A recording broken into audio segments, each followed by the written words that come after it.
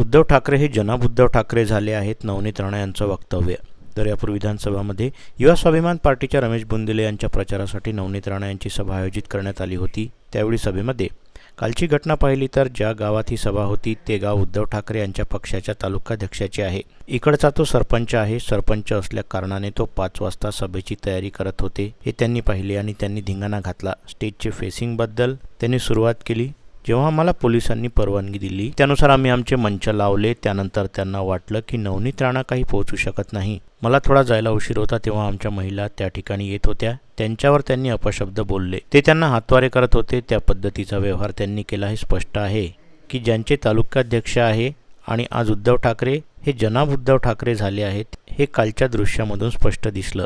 त्यांची जी चीड होती ती आम्हाला घेऊन, आमच्या विचारांना घेऊन, ते स्पष्ट काल त्यांचं दृश्य महाराष्ट्राला, देशाला दिसत होतं. पण ते विसरले की मी सुद्धा बाळासाहेब ठाकरे यांचे विचार घेऊन चालते. बाळासाहेब ठाकरे जेव्हा मंचावर उभे राहून पाकिस्तानला सरळ उत्तर देण्याचं काम करत होते तेव्हा मी त्यांचीच मुलगी आहे. त्यांचेच विचार घेऊन मी मैदानात आहे. दर्यापूरमध्ये हिंदू संघटना एकत्र येऊन रॅली काढणार आहेत.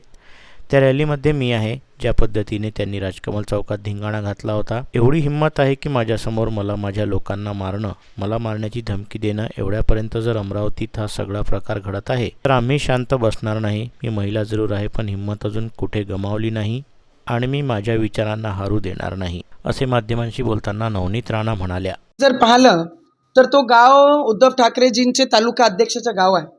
तिकडचा सरपंच आहे आणि ते सरपंच असल्यानंतर 5 वाजतापासून जेव्हा आम्ही तयारी सुरू केली, पहिले त्यांनी धिंगाणा घातला स्टेजचे फेसिंगबद्दल. मग स्टेजचा चेहरा कुठे झाला पाहिजे, कुठे नाही झाला पाहिजे, त्या पद्धतीने त्यांनी सुरुवात केली. जेव्हा सगळे लोक, पोलीसवाल्यांनी आम्हाला परमिशन दिली त्यानुसार आम्ही आमचे मंच वगैरे सगळे लावले. त्याच्यानंतर जेव्हा त्यांना वाटलं की हे सभा नवनीत राणा काही पोचून नाही राहिली, कारण की मी 4 तास लेट होती त्या सभेमध्ये, आणि आमचे बाया जेव्हा येणं जाणं करत होते त्यांच्यावर सिटी मारत होते, त्यांना अपशब्द बोलत होते, त्यांना हुटिंग करत होते. त्या पद्धतीचा व्यवहार त्यांनी काल केलं आणि स्पष्ट आहे की ज्यांचे तालुका अध्यक्ष आहे आणि आज उद्धव ठाकरेजी हे बाळासाहेब उद्धव ठाकरे नाही, हे जनाब उद्धव ठाकरेजी झाले. आणि याच्यातून स्पष्ट काल दिसलं की त्यांची जी चीड होती आम्हाला घेऊन, आमच्या विचाराला घेऊन, ते स्पष्ट काल त्याचं एक दृश्य पूर्ण महाराष्ट्र आणि देशाने दिलेलं आहे. पण ते विसरले की आम्ही सुद्धा बाळासाहेब ठाकरेजींचे विचार घेऊन चालत आहे. तर बाळासाहेब ठाकरेजी जेव्हा मंचावरून उभे राहून पाकिस्तानला सरळ उत्तर देण्याचं काम करत होते तर आम्ही सुद्धा त्यांचीच मुलगी म्हणून त्यांचेच विचार घेऊन या मैदानात आहे. तुमच्यावर हल्ला झाला म्हणून आज हिंदुत्ववादी संघटना दर्यापूरमध्ये निषेध रॅली काढणार आहे असं कळते. तुम्ही जाणार आहे का त्या रॅलीमध्ये? हां, मी रॅलीमध्ये आहे आणि मी त्या रॅलीमध्ये सोबत उभी राहणार आहे. कारण आमचे विचार, या विचारावरच आम्ही चालतो.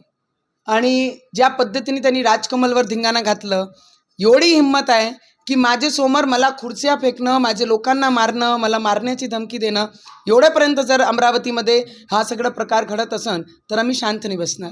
मी महिला जरूर आहे पण मी हिंमत कुठेही गमावली नाही आहे. पदानी हारली आहे पण माझे विचाराला मी हारू